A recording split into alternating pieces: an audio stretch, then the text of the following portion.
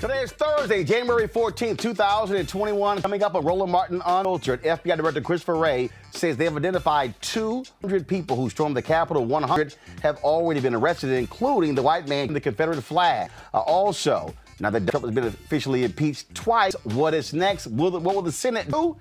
And the Stop organizer says he had help from 3 Republican congressmen. We'll tell you who they are, and Democrats say they should be held accountable. Also, Speaker Nancy Pelosi says Republicans don't want to walk through the metal detectors. You're going to get fined. The money's going to come out of your salary. Yeah, their little attitude. And 3 members of Congress, including Congressman Emanuel Cleaver, they want to give the Congressional Gold Medal to Capitol Police Officer Eugene Goodman, the man who kept these protesters from attacking folks on the floor of the U.S. Senate. Also, charges filed against former Michigan Governor Rick will talk with reporters during the Flint water crisis. And a private been arrested for threatening to kill Pastor Raphael Warnock, elected to the United States Senate, on his Parler account. And Kyle Rittenhouse, his best life, hanging out with white supremacists. Yeah, that's the guy who killed 2 people in Kenosha, Wisconsin. And in Houston, shocking a number of people. Pastor John Caldwell, who largest Methodist church in the country, sentenced to 6 years in prison for his involvement in a multi-million-dollar fraud scheme. Folks, it is time to bring the funk on Roland Martin Unfiltered. Let's go. He's got it. Whatever the biz, he's on it. Whatever it is, he's got the scoop, the fact, the find. And when it breaks, he's right on time and it's rolling. Best believe he's knowing. Putting it down from sports to news to politics. With entertainment just for kicks, he's rolling. It's on go, y'all. It's Roland Martin, yeah. Rolling with Roland now. He's funk, he's fresh, he's real, the best, you know he's Roland Martin now.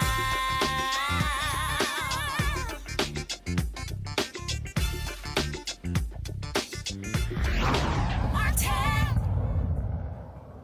The fallout continues over white supremacists attacking the U.S. Capitol. FBI Director Wray says they had 200 people who were involved in the attack on the Capitol. 100 have been arrested. They have been fanning out all across the country, arresting these folks. They've also been losing their jobs, some getting fired. This is all as a result of Trump inciting that insurrection, citing that the reason he was impeached for a second time. But you know what? There are those people who are still defending this, who are required to making all of these excuses for what took place. Those folks is, guess what? Y'all are Franklin, call, pastor, son of Billy Graham. Well, check this out. He sent it out a couple of hours ago, which shows you how Franklin Graham doesn't really give a damn about Christianity, doesn't damn about any of these things. All he cares about is Republicans. So y'all, here's that, and I'm pulling now. This is what he tweeted out. Shame on the 10 Republicans who went with Speaker Pelosi and the House Democrats in impeaching President Trump yesterday. All done for our country. Would turn your back and betray what went yesterday only furthered the nation. Frank, see, one, I'm not going to call you Reverend. Frankly, you embarrass those who are actually ministers. Just like you never saw me calling Trump president. I have been telling y'all about evangelicals. I have been telling you about these white conservative evangelicals who don't care about the Bible, who don't care about reality, who don't care about character. 5 people died as a result of this insurrection. 5. One of them, a Capitol Hill police officer. And in the eyes of Franklin Graham, how dare you? How dare you impeach on Trump for inciting an insurrection? But here's the thing that Franklin Graham also didn't admit to. Y'all do realize that this has been the most partisan in American history. In the 3 impeachments, you never had 10 members of the president's party agreeing to impeach in the Oval Office. But in this case, they did. And those 10 Republicans were very clear that Donald Trump was guilty of inciting an insurrection. But Donald Trump's base are these white conservative evangelicals. These are the people who are called pro-life.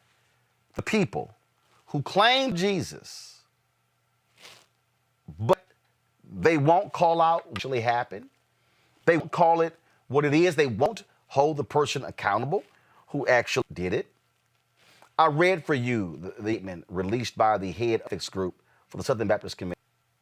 He was very clear. Moore was very clear about what took place. But Franklin Graham and those of his ilk, they will do anything to protect Donald Trump, even if it meant people dying. Y'all need to understand that is what we're dealing with in this country. Joining me right now, we're Black Women Views. Eric Wilson, host, Savage Politics Podcast. Dr. Greg Carr, chair, Department of African Studies at Howard University. Greg, I have been warning folks consistently about white conservative evangelicals, the individuals who are about the slaveholder religion. Franklin Graham consistently questioned the faith of President Barack Obama, but he has consistently defended Donald Trump, even saying, no, don't get focused about the affairs and all of those different things and cheating on his wife and sleeping with the porn stars. We didn't focus on those things. All we've heard for the last 40 years from the moral majority, Jerry Falwell, from Pat Robertson, and all of these people, morality and character, all of these things matter. And here we are, where a man stood on the mall, told these people to go down to the Capitol, and that led to a riot. It led to them storming the U.S. Capitol. It led to his own vice president having to be whisked away to the basement, protecting his life, and Franklin Graham and his ilk still won't be critical of Donald Trump. They are showing us who they are, and they are who we always said they were. That's true, brother. In fact, in the last week, we have seen perhaps finally the breaking of this country. In order for something to be born, something has to die. You know, when we were all young, I'm sure you remember this growing up in the South, Roland. When we go to Vacation Bible School, they had a song, "Oh, How I Love Jesus," because he first loved me. That's all Franklin Graham is doing.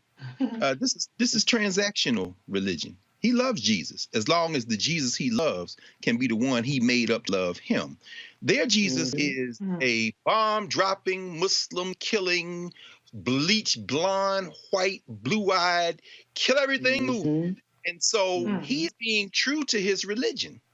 And the problem that Franklin Graham has now, having doubled down, and it's the same problem that those hundreds of, almost 200, that is, Republicans who did not vote for impeachment, yes, they have. They can't let go of their Snow White tar baby now. You got to ride with this. And because of what your cousins did last Wednesday, there ain't no gray area. You got to pick sides. So good luck, Frank. Roll with it, baby. Did you say Snow White tar baby? Snow White tar baby. Let's just mix up the color. So tar ain't got to be like. Okay, I just wanted to make sure I heard that right. Yes, ma'am. The thing here, Erica, and why all this is important. It is important for everyone paying attention, because when I make a point, you have to decide which side on. You literally have to decide. Are you on the side of evil, meaning the people who stormed the Capitol? Or are you on the side of those who say, I don't care what the politics are. I don't care about the tax breaks. I don't care about the deregulation. I don't care about any of that. That simply is un-American. And those Republicans, the 192 who voted not to impeach him, we know exactly what side they're on. When Kevin McCarthy, gives us this speech to affirm that Joe Biden won the election, we can pull the video on November 5th. He was asserting on Fox News that Donald Trump absolutely won and the election was being stolen from him. In a little bit, I'm going to play you this video that the show put together, which is a fantastic video.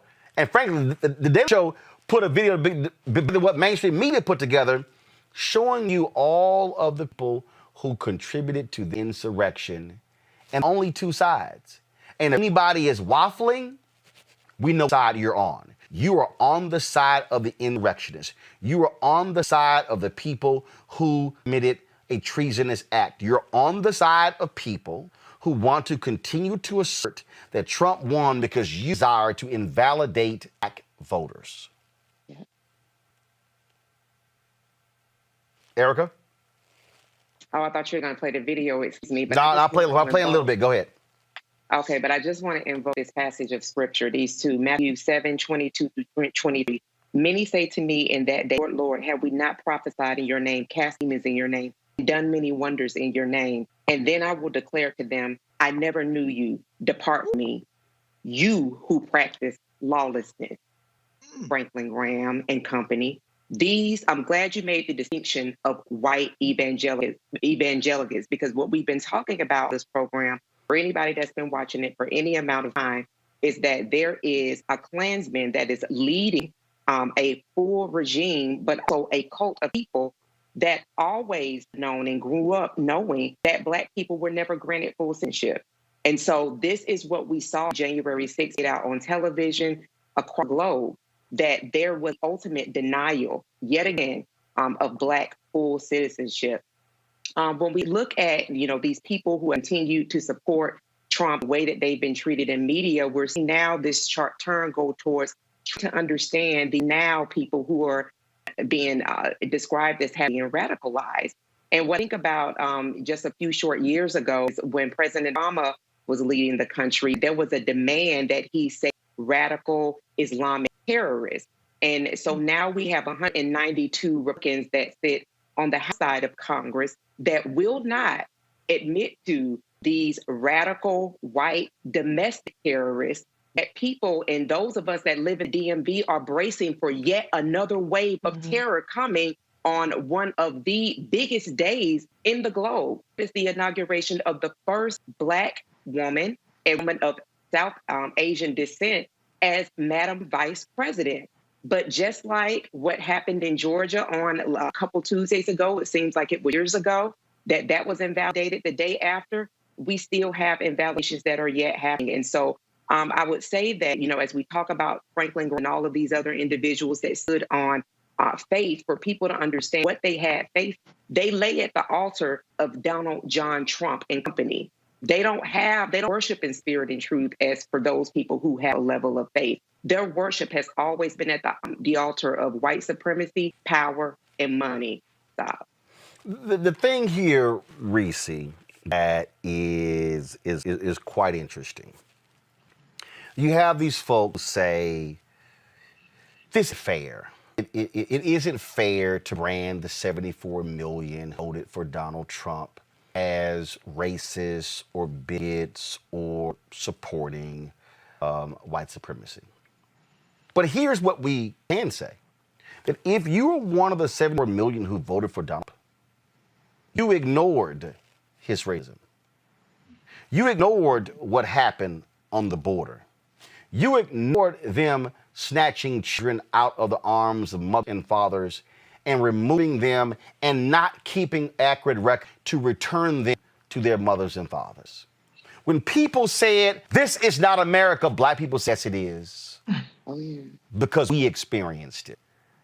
When they took people of African descent who were enslaved and separated children from their mothers and fathers, and separated husbands from their wives, separated family members. That is America. And when you look at them ignoring Donald Trump, saying there were good people on both sides, when they ignored him retweeting white supremacists, when they ignored all things that he did because, but he had Carson. He had Daryl Scott supporting him. There were Blacks for Trump. Surely you can't say he's racist. Yeah, I can. Because I can tell you, the Proud Boy, the co-founder who's married to a Black woman. See, these folks want to play games here. And then they want to assert, it was stolen. But let's listen to language. Donald Trump and his supporters said it was stolen because of Atlanta, Philadelphia, Milwaukee, and Detroit. And you don't even, what those four cities have in common? Blackness. And we're going to call this how we see it. And I dare any of them to dispute what I'm saying, because they can't. Because see, if it wasn't about blackness, then those Black Capitol police officers would have been called nigger multiple times. That is what we're dealing with, Reese. We are dealing with white domestic terrorists in America. And I would like to point out, first of all, white supremacy is the greatest threat to our national security, and that's to everybody's security. It's always been a threat to Black people. That's our status quo. So we've at least evolved, and we've grown accustomed to how to cope with that. We know when to stay the hell at home. We know how to operate in certain spaces and who to cross the street for or who to get ready to throw hands with. We already have all those coping mechanisms and survival strategies. White folks are the one that's getting caught off guard by all this stuff, okay? So when you look at Kyle Rittenhouse, the 2 people that he murdered were white people. Okay, so you're not even exempt from white supremacy and the violence from these white domestic terrorists if you are white. Now, this is not just a capital problem, a U.S. capital problem. This is permeating throughout the entire country, where you have Christopher Wray, who needs to be fired, and we'll talk about that later, who is warning police officers across the country to not be stingy with intel and not assume that they know about all of these domestic terror plots. My sister, who's in Georgia, is saying that they're on alert down there for an attack on the Georgia Capitol State House on Inauguration Day. And so what we have is an issue where white supremacy has really broken out, and it's out of control in a way that harms everybody, not just Black people, not just people of color, but everybody. And so the white folks, you need to get your brethren, you need to get your sister in check. I'm encouraged by these people that's turning in their moms, their daddies, their aunties, their exes, they whoever's daughters, all them, turn them all in, because they're a threat to you just as much as they're a threat to us. Mm-hmm. Mm-hmm. The thing here, again, and examine this and all the things that have happened after this. Greg, to listen to all of a sudden the call for unity. Let's come together as a nation. I have to remind people that one of the greatest mistakes after the Civil War was to allow those white bigots who plantations to announce the Confederacy and hand them back their plantations. Mm-hmm. See, I find it interesting that after 9 Black people were killed at Emmanuel AME in Boston, South Carolina, folks kept saying, but why? The forgiveness, the grace, all of those different things. Look at how they are. They're just giving, oh my goodness. Mm-hmm. But the people who were attacking the Capitol, they couldn't let go of the election. They couldn't let go. How? No. How did this happen? He did not lose. How? They were losing their minds because he was lying to them. And Republicans in Arizona were saying, that's a lie. No, you're a lie. Republicans in Georgia, Republicans in Michigan. A Republican election had to come out and say, no, Ronna McDaniel, head of the Republican National Convention, you are a lie. And what did the Republican Party do? They re-elected Ronna McDaniel as GOP chair. The Republican Party has decided, and this has been the case for a very long time, that the only way they can move forward, Greg, is if there is a full embrace of white nationalism. They are not a party that is a welcoming party and a big tent to Black people. It is not welcoming to Latinos. And they may tout, but look at the person who voted for Trump. You can say whatever you want to say. We saw hatred on the mall. We saw pure viciousness. And what we saw were the individuals who are the children and the grandchildren of the great-grandchildren of people who gathered in America to celebrate lynchings, who got dressed up, who took photos with bodies hanging from trees that were burned and charred. These are the people who were the children, the grandchildren, and the great-grandchildren of folks who actually overthrew governments, who led armed insurrections in this country because they did not like the fact that Black people were exercising their right to vote. History is clear. Absolutely, Roland. You know, it's interesting.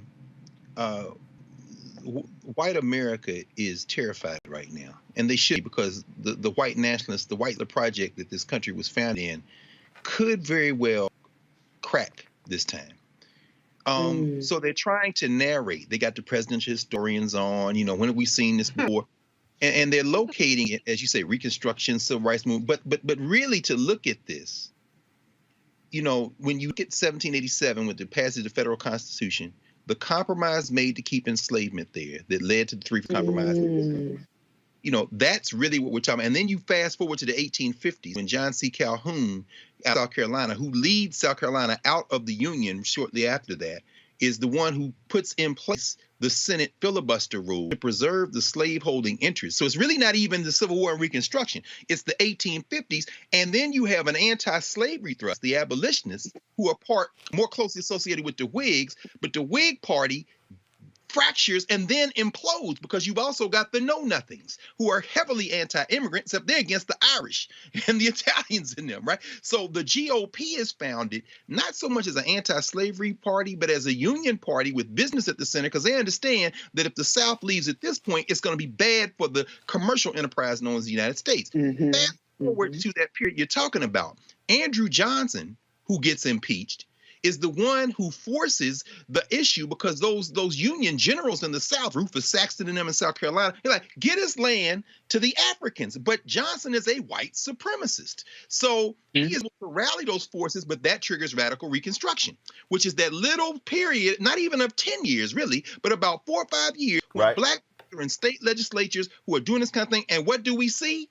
Slowly, the federal government pulls back and lets those white nationalists, the KKK, the Knights of the White Khadi, they come in and they start with voter intimidation. That's U.S. versus Cruikshank in 1873. That's the civil rights cases. And so here we are today with a choice. Mitch McConnell knows what he's doing. They are going to try to say, yes, they're racist. Look at them. Wait a minute. Who you pointing at?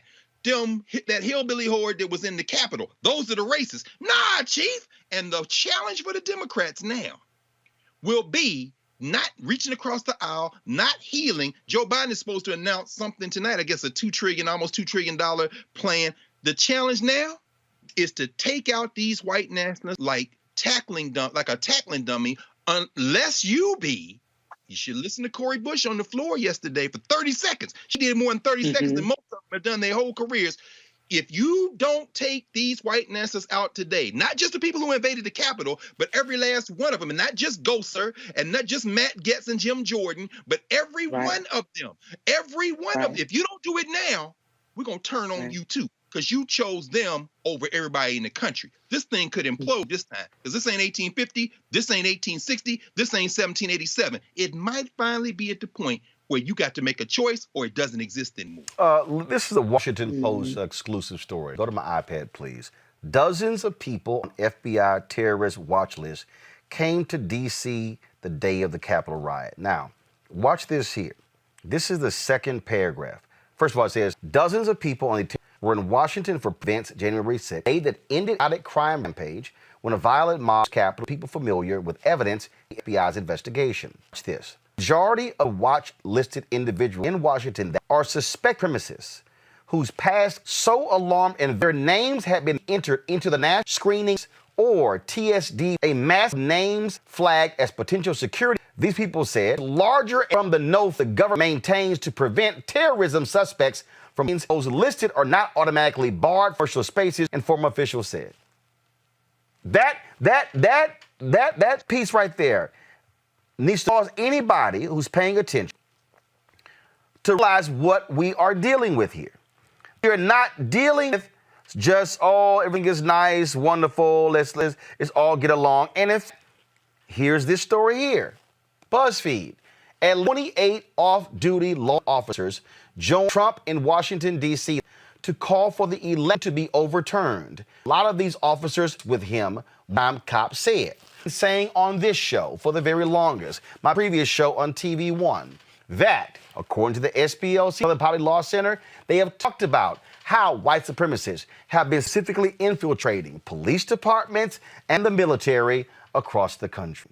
We're seeing how all of these things, again, are moving and coming together.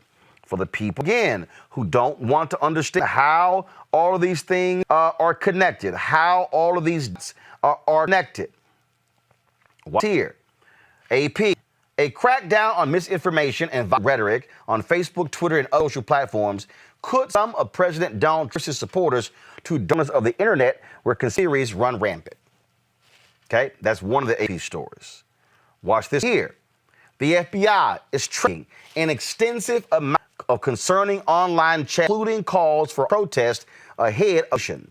DeRay said the FBI is concerned about for violence in Washington at state capitals. Okay, now, why is all of this important again as we connect the dots?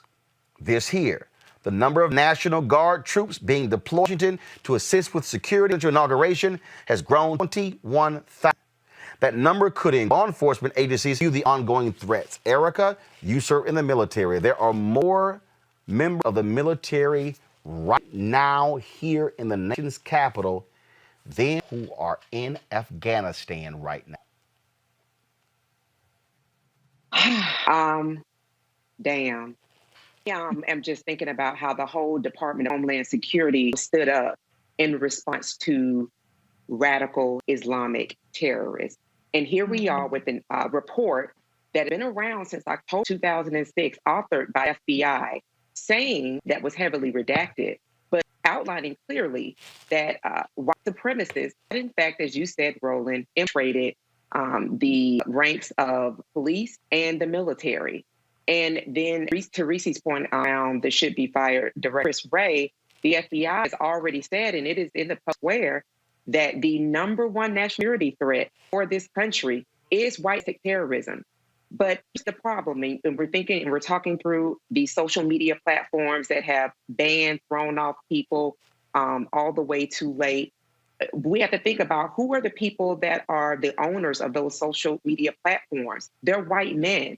So a lot of the problems that we're seeing in our country is really because the people that are leading, the people that own, the people that usher in these types of, allow like these types of conversations to happen are people that look like the very people we're watching on video right now. They're largely white men.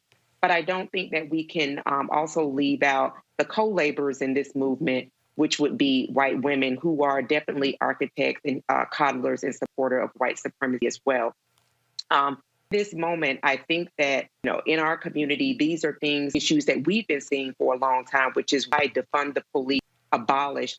It was not just about protecting Black lives. When Black lives are protected, everybody is protected. We were seeing the type of damage was being done to communities, trust that was being decimated at the hands of the very people that are supposed to serve and protect our country.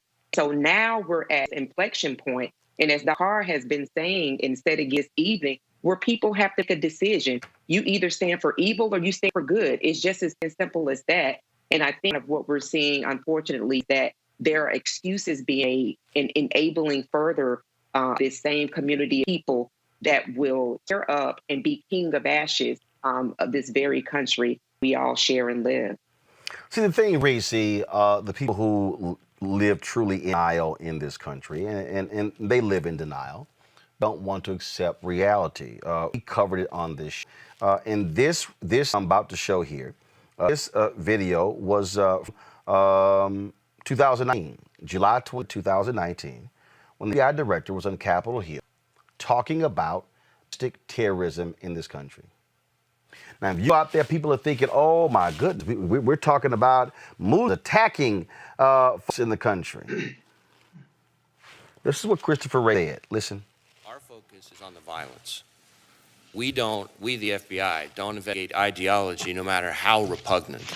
We investigate violence. And any extremist ideology, when it turns violence, we're all over it. And we've had, in fact, and that you don't have to just take my word for it, just in the first 3 quarters of this year, we've had more domestic terrorism arrests than the prior year. And it's about the same number of arrests as we have on the international terrorism side. I ask you to clarify that, because when you talk, I don't know if we're talking about the same thing, but when you talk about homegrown violent extremists, and I talk about domestic violent extremists, are we talking about the same thing? No. So we use the term homegrown violent extremism to refer to people already here in the United States who are inspired by different parts of the global jihadist movement to commit terrorist acts. Okay, we I use get the that. term domestic terrorism to refer to a broader array of threats ranging from anarchist extremism to different kinds of racially motivated violent extremism to different kinds of environmental extremism, et cetera. So let me pursue that for a second. So the point I'm getting to, and the reason I quoted this unclassified report, is if it's violence that motivates the FBI investigation.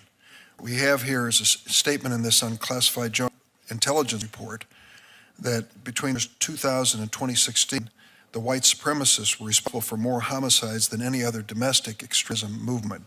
Now, I see the distinction you're making, homegrown versus domestic. But let me ask you, can you quantify either one of them for us? Well, in terms of number of arrests, we have, through the third quarter of this fiscal year, had about, give or take, 100 arrests in the international terrorism side, which includes the homegrown violent extremism. This year.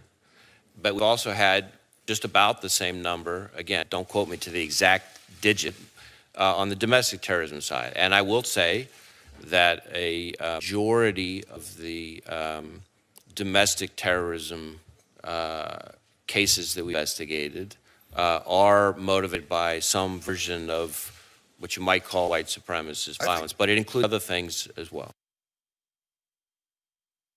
Right there. Okay, guys, let's try a little role play. It's real clear, Reese. It's real clear. What he lays out there. And too many people, especially in main media in this country, want to ignore the reality of white supremacy, the power of white supremacy, and how those very buttons are pushed on Fox News, on Fox Business, on Newsmax, on One America Network, OANN, on Conservative Talk Radio. They are see, the problem is these people think that because we're not seeing burn losses and white hoods that, oh no, that's not what's going on here. No, we know the language of white supremacy.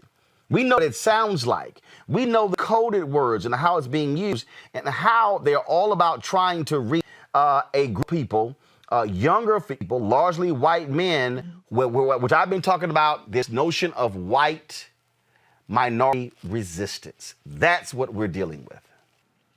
Yeah, I mean, if you look at other issues outside of just terrorism, we saw that hate crime spiked when Donald Trump came into office, but we did not see a proportional response in terms of arrests or prosecutions or convictions in hate crime. So it's no wonder that people felt emboldened to carry out even more grand plans in terms of domestic terrorism because they're getting with it. You know, you cannot tell me there's equal amount of domestic white supremacist terrorism than there is international. So there's no reason why those numbers should be equal. But we see what happens in the case of the Capitol coup, where people are getting charged for misdemeanors, curfew violations, and things like that. If this was black people, they would have charged all these people with sedition and let them try to fight it or plead down. But what we're seeing is very conservative charging. Maybe they've upgraded. I think I remember one case where they've upgraded the charges. But, you know, these folks are emboldened because they have every reason to be. They've been protected. They were able to walk out the Capitol, fly home, drive home. You see these people that are getting arrested at home, or some of them are turning themselves in. And so why the hell not? You know, this is their last stand. And unfortunately, I don't think that they've gotten the message that it's not going to be acceptable. I think the Democrats did a great thing in terms of the impeachment, passing the impeachment in the House. It's going nowhere in the Senate, at least, except for be a pain in the ass in Joe Biden's administration when he takes office. But, you know, everybody got to go home. And the people that are getting arrested, they're getting arrested for some of these more piddly charges. And, you know, we have 21,000 troops out there. That's fine and all, but what difference is it going to make if people are still walking home and they're still walking around, or they're in their communities terrorizing people and getting away with it? So I want to see a much more robust response to this. I've seen some people push back and say, just prosecute people based on what we have on there. Now, all of a sudden, when we talk about prosecuting white domestic terrorism, and now everybody wants to score woke points and talk about how, no, we don't need any more anti-terrorism, surveillance or anything like that. They've already doing that to all of us. Okay, that's not going to stop. So go ahead and get your sights on these white folks out there doing all this crazy stuff. You can be all woke all you want on Twitter, but all that shit that you saying they shouldn't be done, they already doing it to us. So go ahead and do it to them too, and stop these people doing all this crazy mess. The thing that is crazy here is, again, watching how these folks are operating and the role that media plays. This was put together by the folks at The Daily Show. It's devastating to listen to all being back. Watch this. General George Washington's soldiers were freezing cold, fighting for independence against tyranny, domination, and control. It was their moment to stand up and fight for freedom. To many, January 6th is such a moment. The battle for the White House is now a full-fledged struggle for the survival of this constitutional republic. We, the people, are in control of the United States, and we will take our rights back. 74 million Americans are not going to shut up. This is about taking a stand where you can take a stand. We need to fight back. We win because of our ideas. We lose elections because they cheat us. We're going to keep fighting until every illegal vote is thrown out. They rigged the election in front of all of us, and nobody did anything about it. Call your congressman and feel free. You can lightly threaten them. If you don't start supporting election integrity, I'm coming after you. Madison Cawthorn's coming after you. Everybody's coming after you. We're not timid folk. We're people who understand when there's a challenge in front of us, we rise to the challenge. We fight, finish, keep. It is time to stand and fight. The swamp isn't truly drained until we've nailed the hides of the alligators to the wall. We need to fight back. We need to strike at the heart of their power. We need to show that the next revolution is just getting started. The ruling would be that you got to go to the streets and be as violent as Antifa and BLM. Will we stand up for freedom as Samuel Adams and his fellow patriots did? If we don't fight on January 6th on the floor of the Senate and the House, that is the joint meeting of Congress, on these electors, we're done. It's time for everybody to stand up and be heard. President Trump won this election, so everyone who's listening, do not be quiet. We cannot allow this to happen before our very eyes. Liberty-loving patriots that will not let them steal this election. We have to fight this out for the American people. This is our 1776 moment. Get it right. They stole it. We need to take it back for the people. It's time for conservatives to show that backbone. Republicans, grow a backbone and fight. We are in this fight to the bitter end. We are going to take our country back. We need to march on the Capitol today, and we need to stand up for this country. We're fighting for the future of this country. We're going to keep fighting. I implore you to keep fighting too. Freedom isn't cheap, but you know what? Imagine this, that you get to go back home once we conquer the hill. Patriots here ready to fight, certainly have the back of the president. If you're going to be the zero and not the hero, we're coming for you, and we're going to have a good time doing it. Don't be suppressed. Don't be put in your corner. We will not go quietly into the night. We will defend liberty. Today is the day American patriots start taking down names and kicking ass. Let's have trial by combat. They're not taking this White House. We're going to fight like hell, I'll tell you right now. We're going to the Capitol. You'll never take back our country with weakness. You have to show strength, and we're going to have to fight much harder. We fight like hell, and if you don't fight like hell, you're not going to have a country anymore.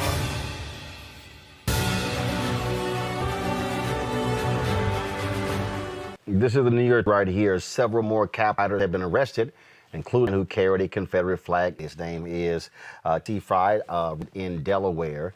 You're right there, Greg. You look at this particular story right here. What other reason are you carrying a Confederate flag into the U.S. Cap if you are not a racist, if you are not trying to promote white supremacy? Tough, man. And I'll tell you why, brother. And this is another reason why, whatever else y'all watch on daily, y'all need to watch this show right here. This is the only news show having this conversation any background anywhere. Yeah. I say it's tough because as I'm watching that video, I'm thinking about the backgrounds. Giuliani, Italian, Trump's people like Germany. And see, and if Ray and the FBI are going to make a distinction between homegrown and domestic, Okay, fine. Let's take that as your distinction. The reason they make that distinction is because when they say domestic, they are talking in the language of white American nationalism. So they can put white supremacists with them. If this is something, so Trump's, the Giuliani, the people who come from other places, when they come here, they cut ties with the places they came from. The immigration piece, which Stephen Miller been real quiet. His people are Jewish. Once you come here, there's a wall that goes up, and now you're an American. But American means white, you see. Now, when you start talking about homegrown, you then say these are the people who came up here but who have been influenced by stuff overseas. Here's the problem, Chris, that you have, man. The white supremacist logic is an international logic. So the books that are being read, whether it be the what's that guy named Jean Raspail wrote many years ago back in the 70s, what was it called? The Camp Saints. This is an international white supremacist document that you read here in the United States. Remember 1995, the McVeigh, the Turner dies. Remember in other words, they have a fantasy about a white global supremacist. This is Steve Bannon. This is Stephen Miller. Right. So I'm saying when I say this is tough, that Confederate flag, which is I think the third flag Confederacy came up with. They came up with the flag we saw in the Capitol last week because in one of the battles in Northern Virginia, right across from where their studio is, right across from where your studio is, Roland, the Union Army could not determine between the American flag and the Confederate flag because they both had stars and stripes. So PTG Beauregard, yes, that same Beauregard that Jeff Beauregard Sessions is named for, met in Fairfax. Now, as you know, DMV, Fairfax, right across the street from D.C., and said, we got to come up with another flag that represents our country. Now, people say, well, that's racism. They're in the Capitol. No. This is literally domestic white nationalism, which this country will not abandon because it is the cultural logic that holds it together. The same logic that has the Confederate flag there, because they thought in the Confederacy they were preserving the actual idea and spirit of 1776, which we just saw there, is the same logic that has the FBI say white nationalism goes on the domestic side as opposed to the homegrown side. That's the Muslims. I'm a Muslim. I'm in the Nation of Islam. I've never been, but you could have been influenced by Islam. The reason it's tough to tear all these things apart is because until whiteness gives up the idea that it is the cultural logic of this project, everything else they try to do is just going to force them to make choice. Your whiteness or your life. The demographics have changed now, and you can't keep this charade up. No, those people are patriots that we saw in that montage, in their mind. And guess what? Also in the mind of anybody who wants to talk about healing. The thing here, folks, why we are laying this thing all out, because if you watch this show, you'll realize this is not a new topic to us. I've been telling you since 2009 what we're up against. And what we're dealing with is not going to somehow disappear in 7 days. This is not going to go away when Donald Trump is no longer occupying the office. It's because, remember, 192 Republicans voted not to impeach him. Listen to the language of Ted Cruz and Josh Hawley and others. They are speaking directly to these very people. Remember, white supremacy, just because it might have a suit on as opposed to a manhood, does not mean somehow it's different. It's simply more sophisticated. That's what you're seeing. The video from the Daily Show put together, all people lying about the election, it's all based upon lies. Lindsey Graham is still lying. Oh, the only way they can win is cheat. That's how Brian Kemp won. Voter suppression is cheating. You now all of a sudden you set with absentee balloting. Yep, you cheat. That's what's going on. Now in Georgia, now actually want to try to put a voter ID with absentee ballot. Folks, they have been lying about elect fraud over and over and over. And here's the deal. If any of you actually read a history book, you would realize that every time black people voted, do you know what happened when we won? They would yell fraud. Come, brother. Y'all, facts don't lie. That's right. See, the real thing that we're now contending with is that we have a nation of people who simply don't read shit. We have a nation of people who don't know a damn thing about American history. Teach Roland. They know nothing. They know nothing. I was corresponding with my buddy Lindsay at ABC. And I heard the video that I did on ABC this where I talked about Republicans aligning with white supremacy. I laid it out. I say this is what they've done. Check, yeah, I want to, so remember this video that rocked about it that people didn't get. February 20, 2016. Watch this. This is their problem. They invited evil in, and now evil is taking over. Okay, 2009, the night of Obama's inauguration, we will stop him at every turn. They love the Tea Party anger. They took advantage of it in 10 and 12 and 14. They always said, we can control it. We can harness it. Now, all of a sudden, Trump is taking advantage of it. He led the whole birther deal. The Republican establishment at some point has to say, you know what? We played with fire, and now it's about to consume us. They have to accept some blame. The Republican establishment never played with. You heard Sarah Fager. The Republican establishment never played with fire. Can y'all please play some of the video from Wednesday? See, this was 5 years ago. No. I told y'all. See, this is playing with fire. This right here, this is called fire. See? And see, if these mainstream networks would have let black folks actually hire more of us, especially those of us who, frankly, are more radical. Those of us who, and see, y'all, what y'all call radical, we simply call truth tellers. Then maybe if folks had been hearing what I said for 5 years on a consistent basis, you would see more of this. Well, I was so glad to see the other day when ABC had their impeachment coverage. My girl Lindsay Davis sent me this, and I told her, I said, you killed it, and I'm glad you did. Listen to how she breaks it down. See, again, this is what happens when black folk are on national television and we are bringing our black identity, our understanding of history to the table. Lynn, go ahead and break it down. The president was calling the impeachment proceedings against him hoax. And as it's been stated now, some members of his own party are saying that they will vote to impeach him. And while a lot is being made about the historical context and aspect of this with regard to the president potentially being the first ever in American history to be impeached twice, we really have to think about the historical behavior that led and contributed to this when you talk about the idea of these angry white mobs who have tried or successfully overthrown government and burned buildings and murdered people and seized state houses. This happened in 1876 in New Orleans. It happened 2 months later in Alabama. It happened in 1898 in Wilmington, North Carolina, and again in 1906 in Atlanta. So while many lawmakers today are deciding if impeachment is the right remedy for this acute situation that played out last week at the Capitol, you know, many Americans are wondering, when are we finally going to tackle and confront the chronic illness that ails this country, which is the original sin of this country, of racism, and shock that history will continue to repeat itself. Is being confronted today. That is the analysis that needs to be on mainstream television every single day, Erica. Yeah, or they could just, have Roland Martin insert on every multi-letter network channel. Come on. Here's the thing.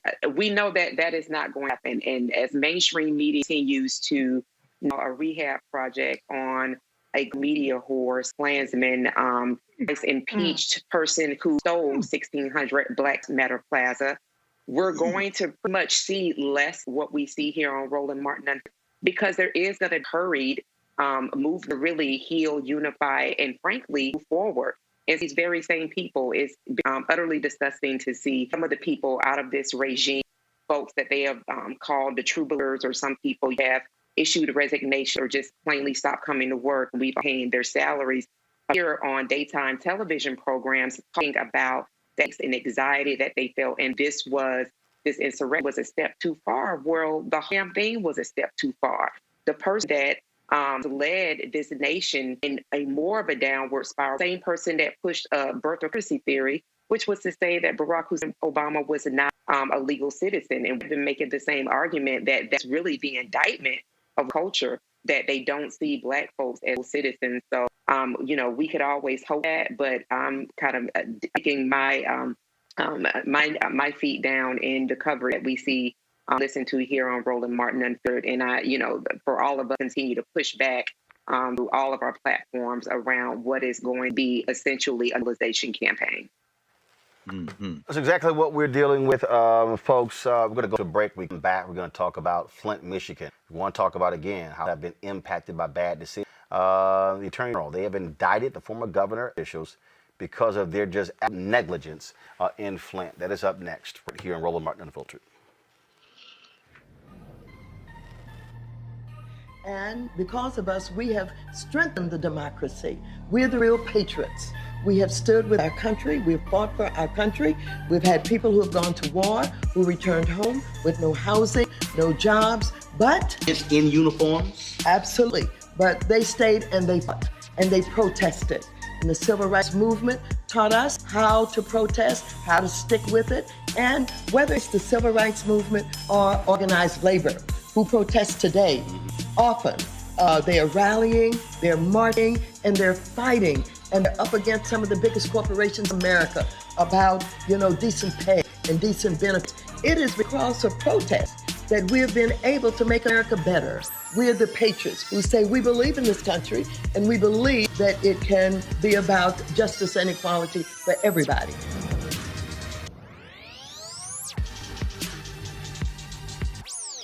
I have said the incursion of the U.S. Capitol struck at the very heart of our republic. We're going to walk down to the Capitol because you'll never take back our country with weakness. You are right, you murdered, you coward! I unequivocally condemn the violence. If you don't fight like hell, you're not going to have a country anymore. Making America great again has always been about defending the rule of law. The president, sources say, initially rebuffed bringing in the National Guard. We were repeatedly being told by the National Guard at the national level that we did not have authorization. Supporting the men and women of law enforcement. The Capitol police officer died of injuries from the attack. A second U.S. Capitol police officer who responded to the Capitol riots last week has died. We have seen too many riots, too many mobs, too many acts of intimidation. I want to find 11,780 votes. Today I am calling on all Americans to overcome the passions of the moment and join together as one American people. All of us here today do not want to see our election victory stolen by emboldened radical left Democrats, which is what doing. To be the first African American to become the Secretary of Defense, if confirmed, is an enormous honor and a privilege. But it's not the first time that I've been the first. Back when I was a lieutenant colonel, I was selected to be the operations officer for the 82nd Airborne Division. An African American had never held that position before. And later on, I would become the first African American to command an infantry division in combat. And subsequent to that, I was the first African American to command an Army Corps in combat. The first African American to be the Vice Chief of the Army. The first African American to be the CENTCOM commander. It's hard to believe, but it's true. There is kind of commentary here is it shouldn't have taken this long for us to get here. It should have been someone that preceded me. And I am enormously grateful for the service and the sacrifices of those that went before me. The Tuskegee Airmen, the Montfort Point Marines, the folks who served in World War I and World War II, who performed with distinction. And it's on their shoulders that I stand here today. My goal is to not be the last. Hopefully we can set those conditions in place that ensure that I'm not the last Corps commander to command in combat or the last CENTCOM commander, and certainly not the last African-American Secretary of Defense. Former Michigan Governor Rick Snyder has been charged in the Flint water crisis that led to the mare's disease outbreak that killed 12 people. The former governor pled guilty this morning on 2 counts of willful neglect of duty His bond was set at $10,000. If convicted, he faces up to a year in prison and has to pay a $1,000 fine. Now, Nick Lyon, Michigan's former health director, also pleaded not guilty to involuntary manslaughter charges in connection to the deaths caused by the Legionnaire's disease outbreak. This move to charge Snyder and other officials for their role in the Flint water crisis comes after years-long investigations. Joining me with details from this story that his investigation started is Jordan Sheridan, reporter and CEO of Status Quo. Jordan, this is one of those stories that you have stayed on, and again, Snyder's folks tried to say, well, no, it was the folks Flint. It was the mayor, Karen Weaver. They were all those who were making these bad decisions. The reality is, they knew what was going on and they failed to act. Yeah, this is about going on 7 years, the water crisis. So this is what a lot of Flint residents want, was justice. But, a lot of residents I spoke with are not particularly overjoyed that Governor Snyder facing just a misdemeanor charge, particularly in light of sorting I just broke, that the original prosecution team had found evidence to charge him with misconduct in office and were building a case towards involuntary manslaughter. Those investigators were dismissed in 2019, and this new investigation by Attorney General Dana Nessel announced that they are only charging him with a misdemeanor willful collective duty. And that is not welcome to a lot of people in Flint who felt that he should be charged in that. Yeah, absolutely. And what I found and just broke with The Intercept was essentially the original investigation team found that the governor had learned about the deadly Legionella outbreak as early as October 2014, which was nearly a year and a half earlier than he testified to Congress. They found phone calls that the governor, his chief of staff, and his health director were engaged in over 2 days that was described as an avalanche of phone calls at the same time that the Legionella outbreak was kind of raising alarm bells in his environmental department and his health department. They also found a briefing, an in-writing briefing that was addressed to Snyder that mentioned the Legionella outbreak, which killed, the official count was 12 people, but PBS reported that as many as 115 people might have died from the Legionella outbreak. So it's kind of a tale of two investigations. The first investigation that was 3 years, we're going to charge him with more. And the current investigation charged him with willful neglect, which one resident described to me as a parking ticket poisoning a whole city. I mean, remember when President Obama went down there, drank a glass of water, sitting was all fine. But the residents are saying, no, there are still water problems in Flint. What the hell is going on? I mean, were the actual pipes replaced? Are they still having to use lots of hand sanitizer? Are they still having to use bottled water? What's the current status there in Flint? I think this is a major dropping of the ball by the national media, which you cover quite often. No, the water is not fine. I've been there 17 times. I still meet residents that still have rashes on their bodies. New rashes. I'm still meeting residents that are losing hair in the shower. I'm still meeting residents whose eyes itch, burn in the shower. There's residents that the water smells, that getting discolored water. And my partner and I, we knocked on nearly 500 doors 2 summers ago because we had sources telling us that Snyder, who is charged today, that his environmental department was manipulating the testing data, the lead and copper testing, by running people's water before taking the test. So no, all of the pipes have not been replaced, Roland. Not to mention, they're only changing the pipes from the curb into the house. They haven't touched people's interior home plumbing. And that river water didn't just stop. It damaged people's interior plumbing. So no, not all the service lines have been fixed. The interior plumbing hasn't been fixed. And, let's just call it what it is. If it was a nice, rich, white town, A, it wouldn't have happened, but B, it would have been fixed probably in a few months, not 7 years. And let's be clear here. We're not just talking African Americans here. Is you got poor whites in Flint, Michigan as well. And what is the governor doing? Because Democrats now control the state house. They control the governor's mansion. Gretchen Whitmer, when she ran, pledged that she was going to reopen these free water stations. We saw in the media these images of stacks and stacks of free water bottles, lines down the block. She did not reopen those free water bottle pods. She claims that the Republicans blocked her from doing that.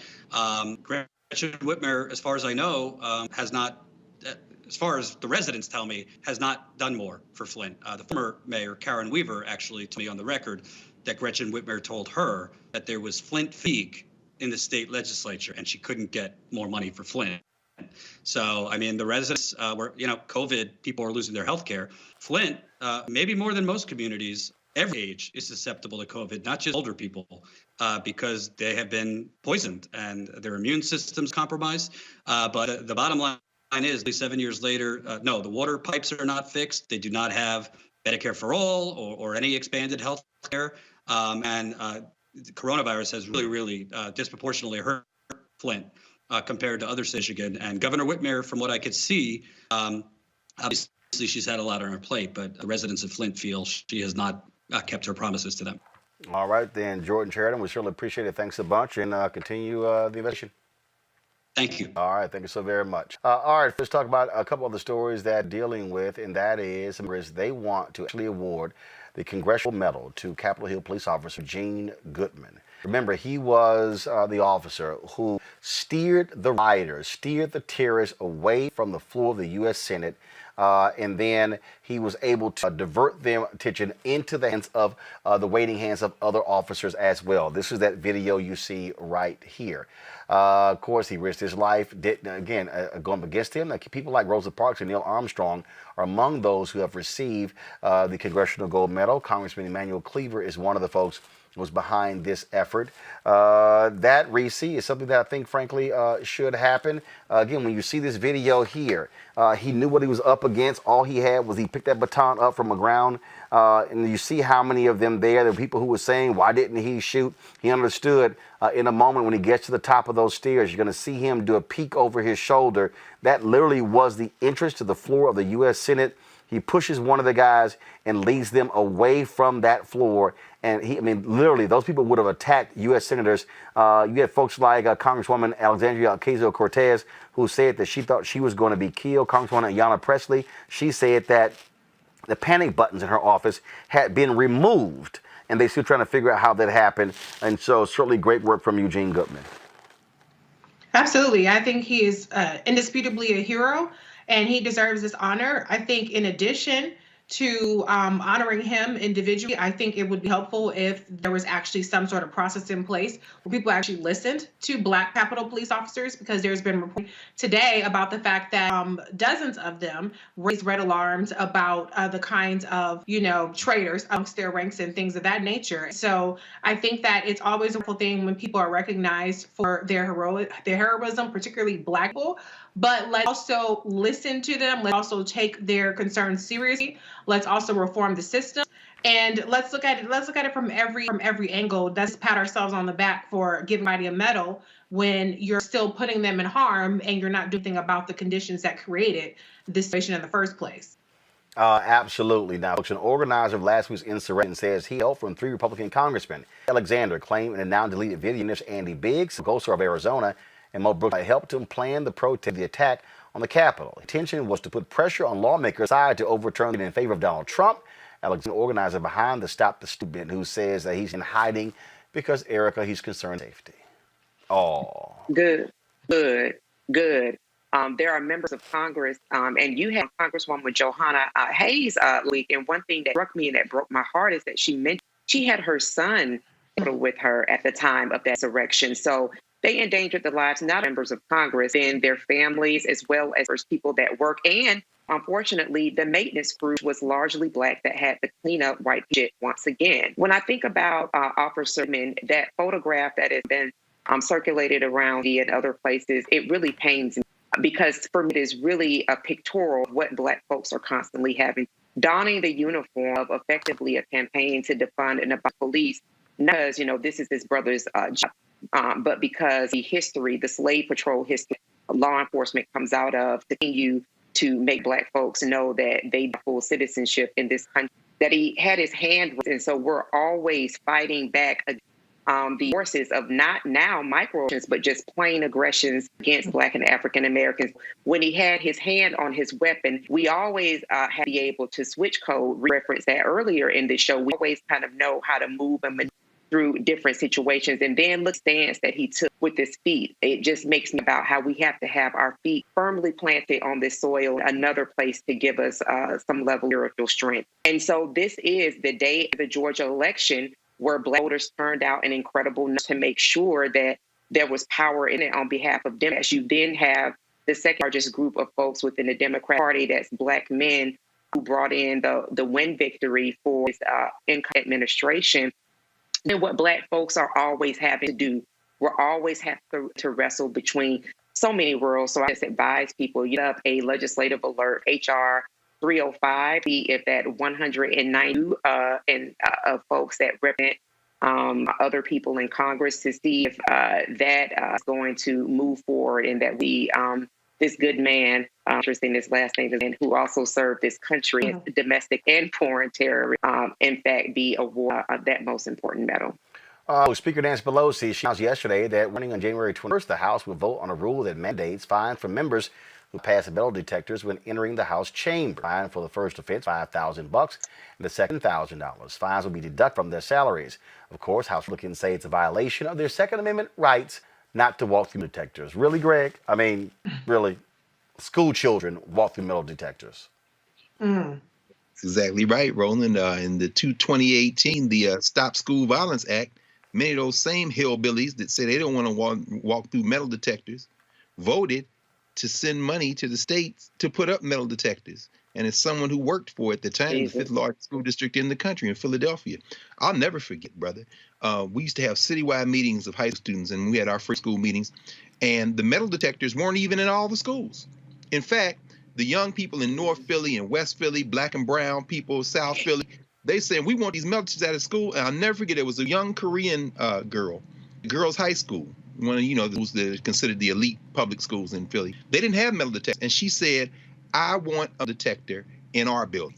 Either we all have metal detectors or none of us have metal detectors. I'll never forget the meetings, about 200 high schools, and they all started cheering. The point is, it ain't going to be two sets of rules, white boys.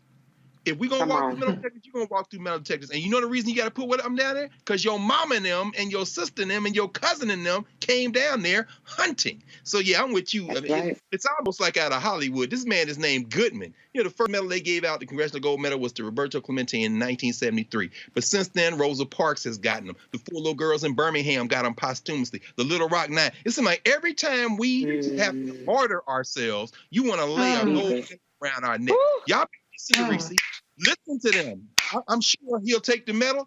I hope he go sell it somewhere, because just like they're giving out medals to Jim Jordan and Devin Nunes and them, the medals may be worth more at the swap shop than they are around your neck if they're not going to listen to you. Y'all better listen to what Reese said.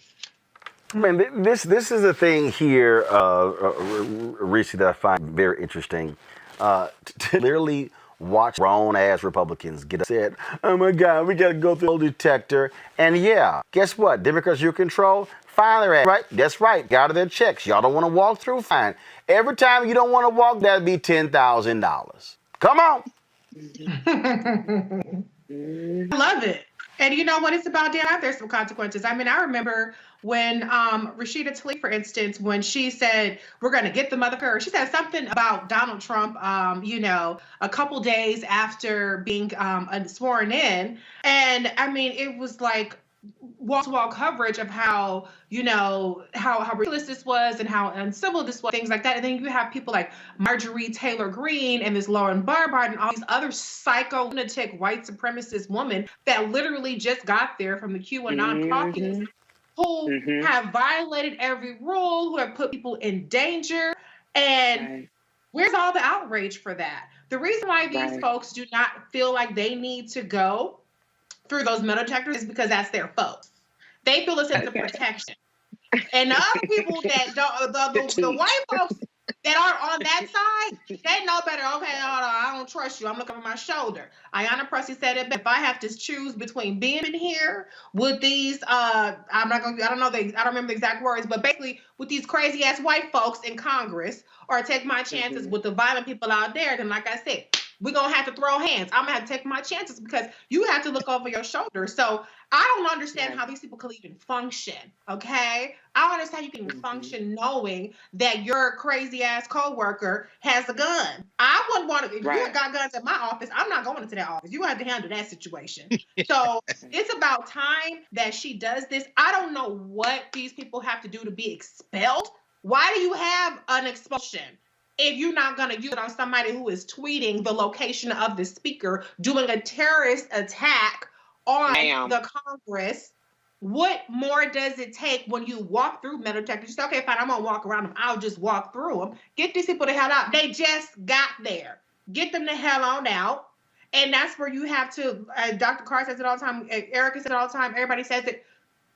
You cannot negotiate with these people. You cannot treat them as peers. You cannot treat them as reasonable people. You have to break their backs. $5,000. They're not rich people. These new ones that, you know, Ooh, child. 2 steps out the trailer park. 2 steps out the trailer park. They're not rich people.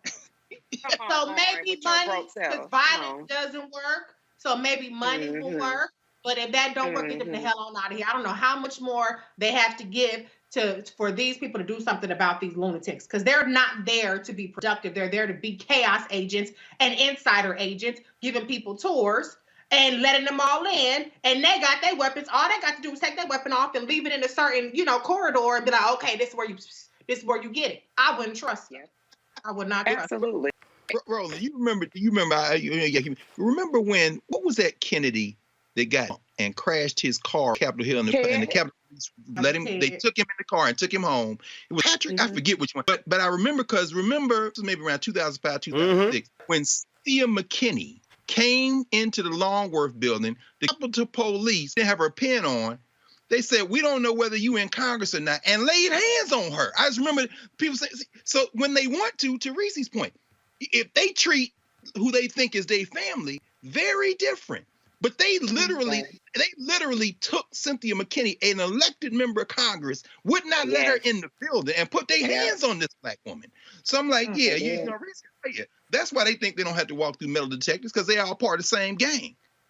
Absolutely. And it's the same reason, Dr. Carr, to Reese's point, how Lauren Blotbart was just in a standoff with Capitol Police because she refused to be purged. This is the GED member of Congress that just got in, as Reese said, from the trailer park to the halls of Congress, who is acting up. She is a part of this caucus that Reese rightly said is this insurrection caucus. They have no powers. They're acting on the orders of people that really are akin to their own likeness and their kindness, that have the same mindset. So absolutely, I would love to really see some more movement on expulsion as well, because if your colleague set you up, you in bad shape, boo. In bad shape. Folks, hold 1 second. Of course, Joe Biden is speaking right now regarding his plan for rescuing the country when it's cold. Let's go live to him as we speak. Behind, with unrelenting grief and guilt, anger and frustration, and the emptiness felt by the loss of life is compounded by the loss of our way of life. During this pandemic, millions of Americans, through no fault of their own, have lost the dignity and respect that comes with a job and a paycheck. Millions of Americans never thought they'd be out of work. Many of them never even envisioned the idea. They're facing eviction, waiting hours in their cars to feed their families as they drive up to a food bank. Millions have kept their jobs, have seen their hours and paychecks reduced, barely hanging on as well. That's happening today in the United States of America. Just as in the midst of the dark winter of this pandemic, as cases, hospitalizations, and deaths spike record levels, there is real pain overwhelming the real economy.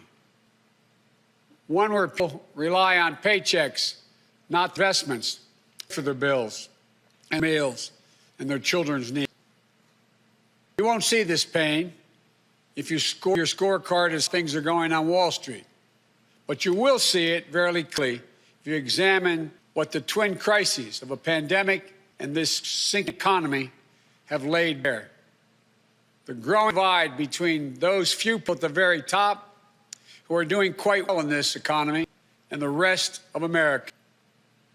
Just since this pandemic began, the wealth of the top 1% of the nation has grown roughly $1.5 trillion since the end of last year, 4 times the amount for the entire bottom 50% of American wage earners. Some 18 million Americans are still relying on unemployment insurance. 400,000 small businesses have permanently closed doors. And it's not hard to see that we're in the middle of the once-in-several-generations economic crisis, once-in-several-generations public health crisis. The crisis of deep human suffering is in plain sight, and there's no time to waste. We have to act, and we have to act now. This is what economists are telling us. More importantly, what the values we hold dear in our hearts as Americans are telling us. A growing chorus of top economists agree that the moment of crisis, in this moment of crisis, with this rates at historic lows, we cannot afford inaction. It's not just that smart fiscal investments, including deficit spending, are more urgent than ever. It's that the return on these investments in jobs, racial equity, prevent long-term economic damage, and the benefits far surpass cost. A growing number of top economists has shown even the debt situation will be more stable, not less stable, if we seize this moment with vision and purpose. And so tonight, I'd like to talk about our way forward. A 2-step plan of rescue and recovery. A 2-step plan to build a bridge to the other side of the crisis we face to a better, stronger, more secure America. Tonight, I'll lay out my first step, the American Rescue Plan, that will tackle the pandemic and get direct financial assistance and relief to Americans who need it the most. Next month, my first appearance before a joint session of Congress, I will lay out my Build Back Better recovery plan. It'll make historic investments in infrastructure, that Build Back Better plan. Infrastructure, manufacturing, innovation, research and development, and clean energy. Investments in a caregiver economy and in skills and training needed by our workers able to compete and win the global economy of the coming years. Moody's, an independent Wall Street firm, said my approach will create more than 18 million good-paying jobs. Our rescue and recovery plan is a path forward with both seriousness of purpose and a clear plan with transparency and accountability, with a call for unity that is equally necessary. And unity is not some pie-in-the-sky dream. It's a practical step to getting the things we have to get done as a country, get done together. As I said when it passed in December, the bipartisan COVID-19 relief package was a very important first step. And I'm grateful for the Democrats, Republicans, and independent members of Congress who came together to get it done. But I said at the time, it's just a down payment. We need more action, more bipartisanship, and we need to move quickly. We need to move fast. Our rescue plan starts aggressively in order to speed up our national COVID-19 response. The vaccines offer so much hope, and we're grateful to the scientists and researchers and everyone who participated in clinical trials. Also grateful for the rigorous review and testing that has led to millions of people around the world already being vaccinated safely. But the vaccine rollout in the United States has been a dismal failure thus far. Tomorrow, I'll lay out our vaccination plan to correct course and meet our goal of 100 million shots at the end of my first 100 days as president. This will be one of the most challenging operational efforts we have ever undertaken as a nation. We'll have to move heaven and earth to get more people vaccinated, to create more places for them to get vaccinated, to mobilize more medical teams to get shots in people's arms, to increase vaccine supply, and to get it out the door as fast as possible. Also do everything we can to keep our educators and students safe, to safely open a majority of our K-8 schools by the first 100 days. We can do this if we give the school districts, the schools themselves, communities, the states, the clear guidance they need, as well as the resources they need that they can't afford right now because of the economic dilemma they're in. That means more testing, transportation, additional cleaning and sanitizing services in those schools, protective equipment and ventilation systems in those schools. We need to make sure that workers who have COVID-19 symptoms are quarantined, and those who need to take care of their family members with COVID-19 symptoms should be able to stay home from work and still get paid. This will reduce the spread of the virus and make sure workers get the support they need to maintain their families. But we need about $400 billion in funding from Congress to make all of what I just happen. It's a great deal, but I'm convinced we are ready to get this done. The very health of our nation is at stake. Our rescue plan also includes immediate relief to America's hardest hit, most in need. We will finish the job of getting a total of $2,000 in cash relief to people who need it most. The $600 already appropriated is simply not enough. You just have to choose between paying rent and putting food on the table. Even for those who've kept their jobs, these checks are really important. You see, if you're an American worker making $40,000 a year with less than $4 in savings, you've lost hours, or maybe you're doing fewer shifts, driving a truck or caring for the kids or the elderly. You're out there putting your life on the line to work in this pandemic and worried every week to get sick, lose your job, or worse. $2,000 is going to go a long way to ease that pain. We'll also provide peace of mind for struggling families by extending unemployment insurance beyond the end of March for millions of workers.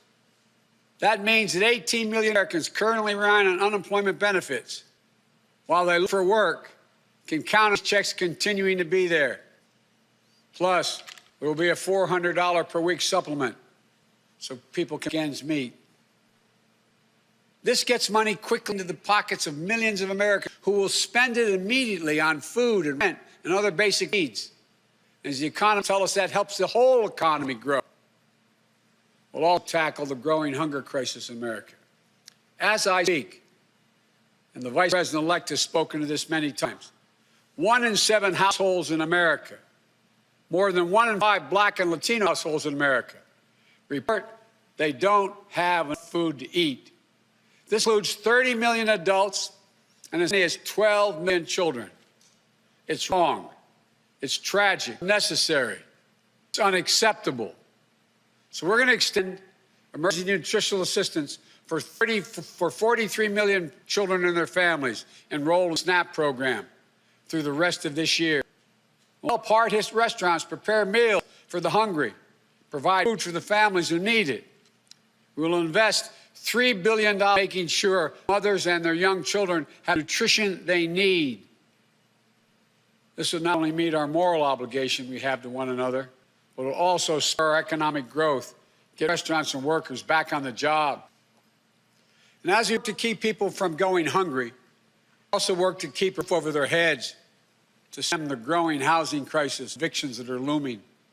Approximately 14 million Americans have fallen behind on rent, many at risk of eviction. If we don't act now, there will be a wave of evictions and foreclosures in the coming months as the pandemic rages on. This would overwhelm emergency shelters, increase COVID-19 infections as people have nowhere to go and can't social distance. Next week, we'll take action to extend nationwide restrictions on evictions and foreclosures. This will provide more than 25 million Americans greater stability instead of living on the edge every single month. And I'm asking Congress to do its part by funding rental assistance for 14 million hard-hit families and tenants. It will also be a bridged economic recovery for countless mom-and-pop landlords. These crises are draining the budgets of states and cities and tribal communities. They're forced to consider layoff and service restrictions of the most needed workers. It means that people putting their lives at risk are the people now at risk of losing their jobs. Police officers, firefighters, all first responders, nurses, educators. You know, Over the last year alone, over 600,000 educators have lost their jobs, cities and towns. Our rescue plan will provide emergency funding to keep these essential workers on the job and maintain essential services. We'll ensure that vaccines are administered and schools can reopen. Vice President-elect Harris and I have been speaking with county officials, mayors, governors of both parties on a regular basis. We're ready to work with them to help them get the relief they need. Our rescue plan will also help small businesses that are the engines of economic growth, our economy as a whole, the glue that holds communities together as well, hurting badly. And you realize they account for nearly half of the entire total U.S. workforce. Our rescue plan will provide flexible grants to help those hardest hit small businesses survive the pandemic, and the low-cost capital that will help entrepreneurs of all backgrounds create and maintain jobs, plus provide essential goods and services that communities depend upon. Last week, I laid out how we'll make sure that our emergency small business relief is distributed swiftly and equitably, unlike the first time around. We're going to focus on small businesses on Main Street. We'll focus on minority-owned small businesses, women-owned small businesses, and finally having equal access to the resources they need to reopen and to rebuild. And we will be responsible with taxpayer dollars, ensuring accountability that reduces waste and fraud and abuse like we did in the Recovery Act that I administered in our administration. Direct cash payments, extended unemployment insurance, rent relief, food assistance, keeping essential frontline workers on the job, aid to small businesses. These are the key elements to the American Rescue Plan that would lift 12 million Americans out of poverty and cut child poverty in half. That's 5 million children lifted out of poverty if we move. The plan will reduce poverty in the Black community by 1/3, reduce poverty in the Hispanic community by almost 40%. And includes more, like an increase in the minimum wage to at least $15 an hour. People tell me that's going to be hard to pass. Florida just passed it. As divided as that state is, they just passed it. The rest of the country is ready to move as well. There'll be a national minimum wage of $15 an hour. No one working 40 hours a week should live below the poverty line. And that's what it means. If you work for less than $15 an hour, work 40 hours a week, you're living in poverty. It includes access to affordable child care that will enable parents, particularly women, to get back to work. I look forward to working with members of Congress of both parties to move quickly to get an American Rescue Plan to the American people. And then we can move with equal urgency and bipartisanship to my Build Back Better Rescue Plan that I will call for next month to generate even more economic growth. American manufacturing, the arsenal of democracy in World War II. It will be so again. Imagine a future made in America, all made in America, and all by Americans. We'll use taxpayers' dollars to rebuild America.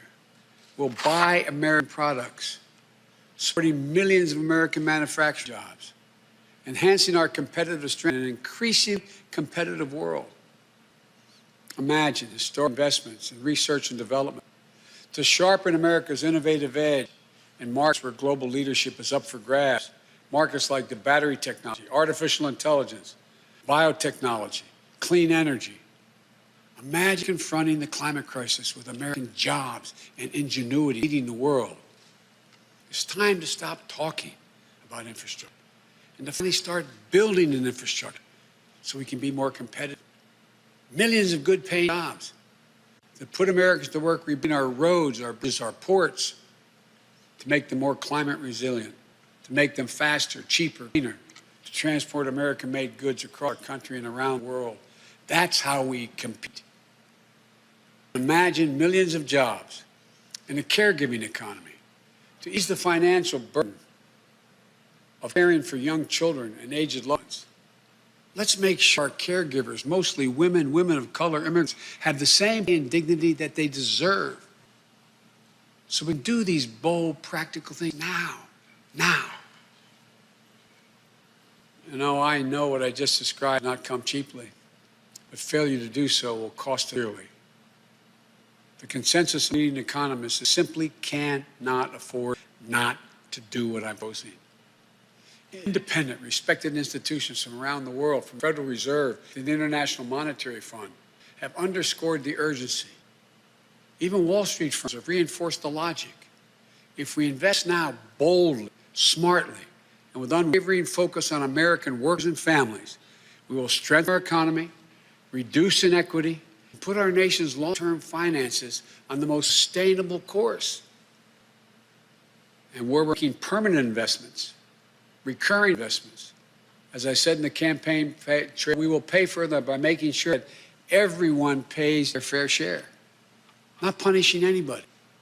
We can do it without punishing a single person by closing tax loopholes for companies that ship jobs overseas, or to allow American companies, 90 of them, top Fortune 500, pay zero in federal income taxes, asking everyone to pay their fair share at the top so we can make permanent investments to rescue and rebuild America.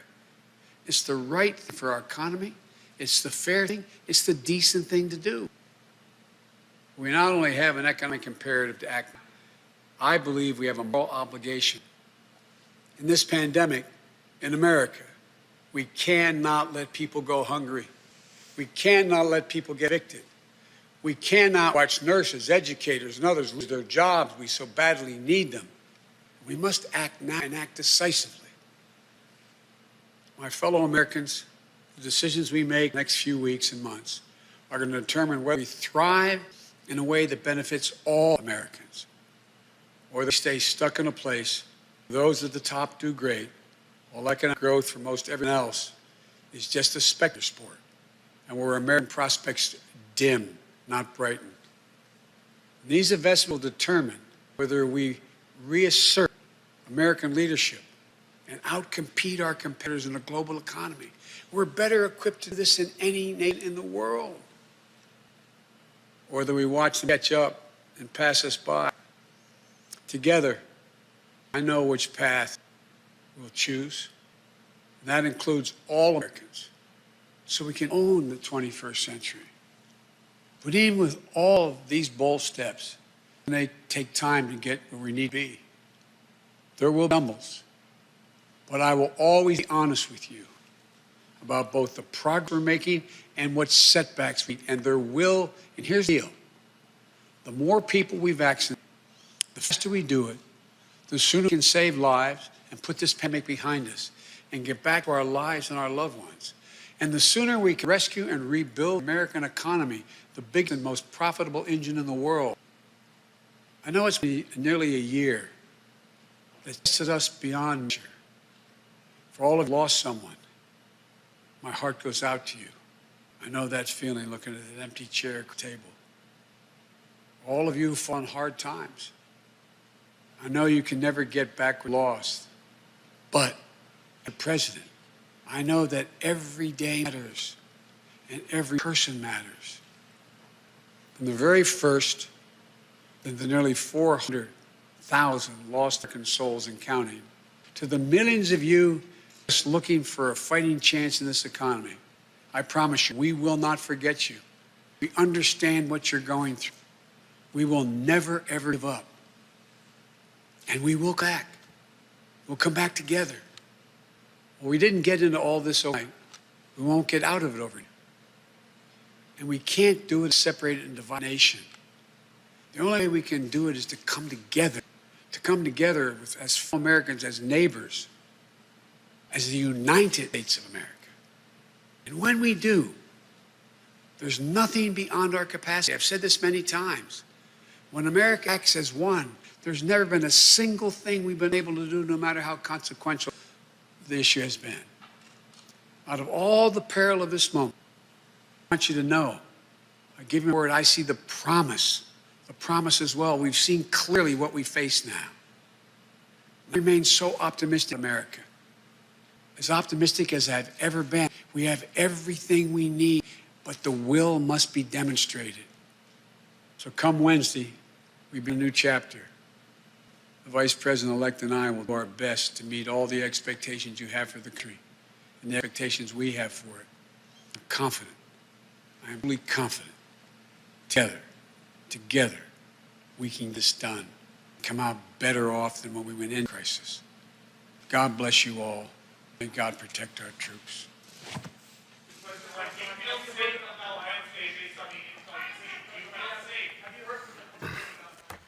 That was President-elect Joe Biden laying out his plan. He is going to speak to a joint Senate of Congress next month on an issue. This speech here was a precursor. We heard him talk about for a $15 an hour minimum wage, saying it would pass in Florida. It will pass on the national level. Democrats now control the United States Senate 50-50. Vice President-elect Kamala Harris could break all ties. My God, I got what it was like to actually listen to somebody who's going to be in the Oval Office give a speech without congratulating themselves, without sniffling, and also having a sense of empathy and speaking in complete sentences.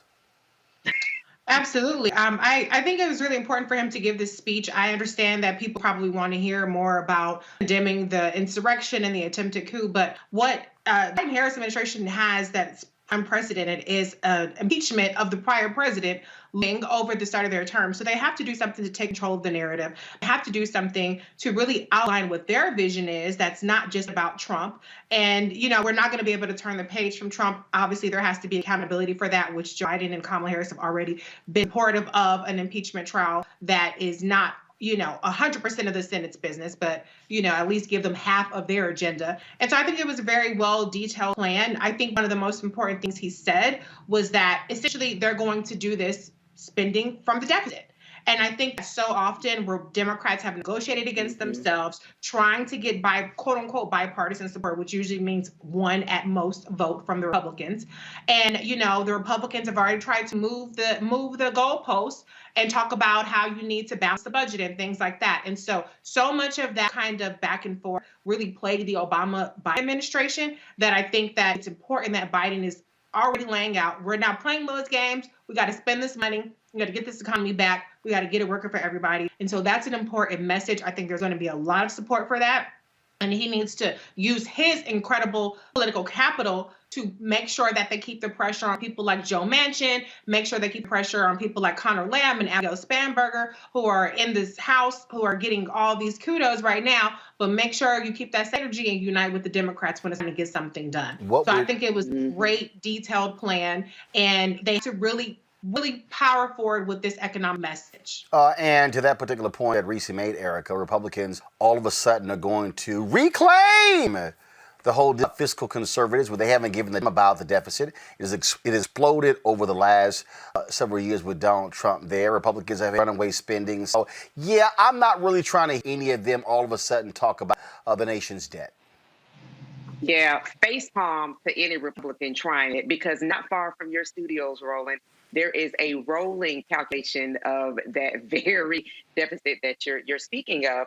And I want to say, one of the things that he talked about, not only acknowledging the nearly 400,000 souls who are no longer here to bear witness to what is happening and to be with their families, but that he also talked about food insecurity, which I think is something to continue to make sure that that's lifted. When, over the summer, we were looking at nearly a quarter of this nation's children that were already suffering, but were suffering even more because schools were closed. There was not much in-person learning that happening. And so you had kids that were depending on hot meals, summer program, from some type of service. Those services were rolled to the pandemic and other issues where they weren't seeing the kind of donations and support seen in a pre-COVID economy. So to say that effectively SNAP benefits, that extended benefit period, an increase will continue on for a time, I think is very important and very clear. Anybody who has a damn problem with any type of welfare benefit, you may also get the face palm too, because when he talked about these 4,500 companies that pay $0 in federal taxes, that is exactly zero. And all of us that receive any type of paycheck, whether you are an entrepreneur or you work for someone, you have to either pay quarterly business taxes or you pay taxes out of your check even before you see all of your money, because the government does not trust you to actually give up those taxes. So look at Jeff Bezos, who is a fucking trillionaire. Look at the ways with which wealth is worshipped, okay? Those corporate welfare whores who absolutely suck up and take benefits all the time kiss my ass with anybody that has a problem with any type of benefits that need to be extended to our ever so growing poverty community in this nation. The richest nation in the world is something that the United States should not stand proudly behind and say, well, we have this much suffering happening, not only the food, not in just in terms of food, but in housing as well. So, it was really short, to the point, more information to come, but really glad to see the food insecurity lifted. So one, Jeff Bezos is not a trillionaire. Now, Amazon is on $1 trillion company, but Jeff Bezos is worth $100 billion or so, or something like that. Greg Carr, your thoughts on what Joe Biden had to say?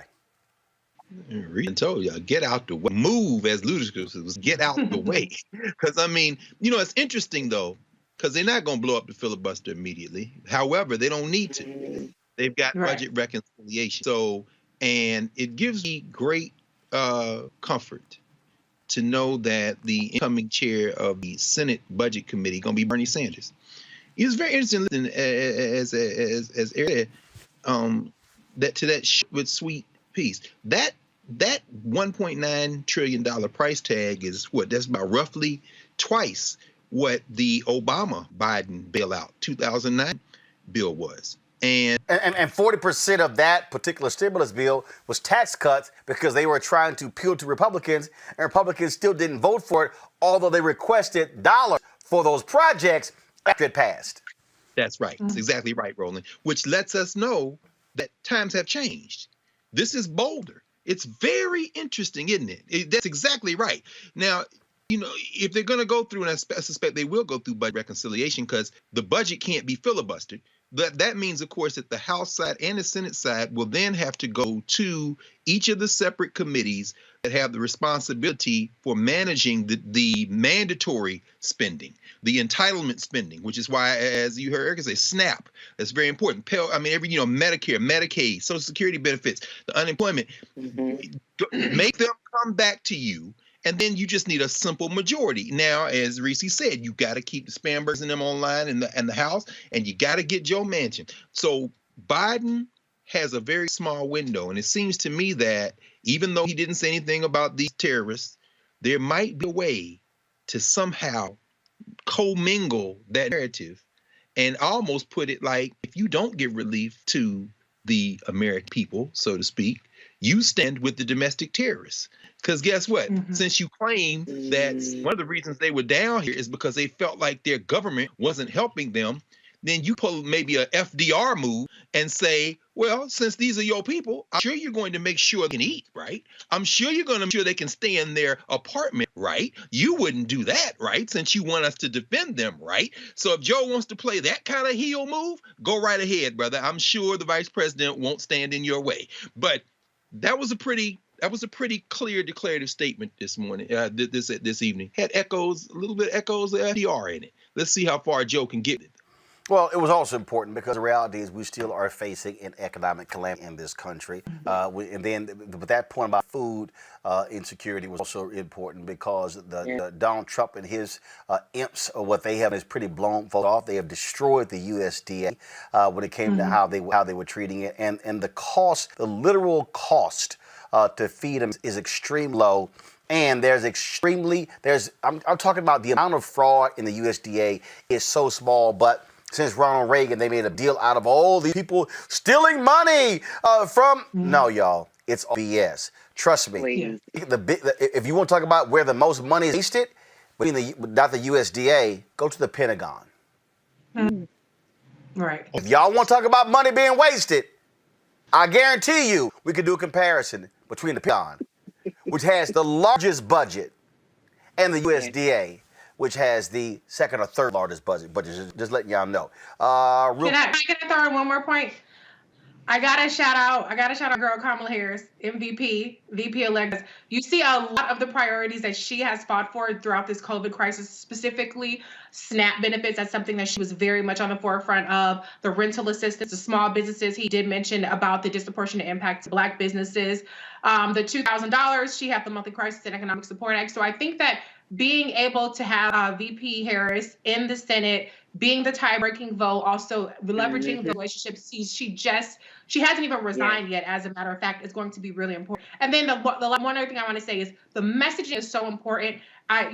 Even though Trump has been an enemy to the SNAP, I don't know if you guys recall during the election, he required letters go into the food boxes that they were getting. And so this is one of those things where Democrats, it sounds like Joe Biden, President-elect Joe Biden, are starting to get that you have to message who is out there actually helping the people, who's putting more money in your pocket, who's putting more food on your table, because they have not successfully done that. And even when Donald Trump has decimated all these programs, he's gotten the credit for being better on the economy. That's something that has to change, and it has to change within the next couple of weeks, because your window, as Dr. Carr pointed out, is very small, and people's attention spans are very short. Absolutely. We got to talk about this here. Joe Biden also said Jamie Harrison is his pick to lead the DNC. Keisha Lance Bottoms, the mayor of Atlanta, is going to be one of the vice chairs of the Democratic Party. Erica, your thoughts about that? I remember that kind of being in the rumor wheel some time ago, right after he unfortunately lost his for Senator of South Carolina. So I think that one thing that kind of is pretty interesting for me around Jamie Harrison, he's out of the list of course now coming into majority whip Jim Clyburn out of South Carolina. But so there was a rural path that he had started. I think it was called Dirt Road. To roll up rural communities and make that folks that are running for office really do receive some of this kind of, I would say, the Roland Martin unfiltered, so to speak, that we see across Main Street as, of course, the failed and athlete run of a McGrath. But having people like Charles Booker, people who effectively are from the people, for the people, being able to be lifted up and lifted forward. So I think with the marriage of all of the experiences that he's had and that he has effectively run a campaign and work with different people on the ground, great political directors, shout out to Bree Maxwell, and different people that really did work to give face to Jamie Harrison and his campaign. I think it's a good selection. Reese. I'm always rooting for everybody Black, particularly credentialed Black people that are qualified. I do have one concern with Jamie Harrison, and that relates to the North Carolina Senate race, where he formed a fundraising pact with Cal Cunningham over Erica Smith, who was the Black woman running there, who was polling and who was beating Tom Tillis in the polling. And so I'm not going to hold that against him. But what I do want to see from Jamie Harrison is a tangible plan to rectify the fact that now that VP Harris is going to be leaving the Senate, we will have 0 Black women in the Senate. This is not something that's going to self-correct. It's not going to inevitably correct in 2022. The DNC has to put the resources behind replacing or getting at least 1 Black woman in the Senate. North Carolina seems like a logical place to start there, but they have to put a tangible plan in. And I'm not going to let him slide just because he's a Black man, just like y'all don't let Kamala slide because she a Black woman or whoever else. I'm not going to let him slide on that. I want to see Jamie Harrison seriously put resources behind a Black woman senator in 2022. That means making sure that they're elected or telling one of these other, Democratic people to step aside so that a Black woman can be appointed. However you get it is how we need to get it. So that's what I'm going to be looking to from Jamie Harrison. Greg. So congratulations. Yeah, South Carolina seems to be kind of teetering right now, whether it's Jim Clyburn saying that lift every voice and sing should become the national hymn, or Tim Scott saying don't impeach Donald Trump, or Jamie Harrison coming over to DNC. Since the early 90s, the Democratic National Committee has been the cane brake on progressivism in many ways. I mean, never forget, in the wake of the Jackson campaigns of 84 and 88, by the time you get to the early 90s, this is Bill Clinton. So this triangulation, this center-left liberalism, if the Democratic Party has not learned now that they can no longer, well, let me just say this very quickly. I think what's really on trial right now in terms of Black politics at the national level in this country is center-left electoral politics. And it's not going to work. And whether it's women or men, and I do agree there should be women in the United States Senate of African descent. And there are progressive women out there. Jamie Harrison will have to show me something. But then again, he's a party man. And when you're a party man, you're going to stand up and salute. Keisha Lance Bottoms is a party woman. She's going to stand up and salute. Notice Stacey Abrams is not getting close enough to them to be tarred with that, and she's probably keeping her powder dry. And that's probably the best thing to do, because if they keep going down that road of left center politics, the Democratic Party is going to have a problem on its hands. So good luck, Brother Harrison. Let's see what you do. Well, one of the things that that I certainly want to see with Jamie Harrison now on the Democratic National Committee is going to be, I understand Reese's point when it black female elected office holder. But Jamie Harrison and the Democrats, y'all better have a clearly defined black marriage program. There was a 9 gap between black men and black women when Obama dominated in 2000. It was a 13-point gap in 2000. It was a 20-point gap in 2000. And even though black men were the second highest group behind black women who voted for Joe Biden, Kamala Harris, that is important because that's a trend, 9, 13, 20, which means that it could be 24, 25 in the election, which means that you have a problem. Now, for all of those who can run around here, talk about it's important, we should blow these people off, well, I don't hear y'all saying blow off white women. So no. 53% of white voted for Donald Trump in 2016. 55% voted in 2020 after all that took place. And so Democrats, you can't afford to blow off black men. So Harrison is perfectly clear to have a strong program that speaks to black men, listen to them, and those concerns. That's one. The second thing is this here. And trust me, you know I'm going to text this Harrison directly. And that is this here. Jamie Harrison needs to call all Democratic various constituents together.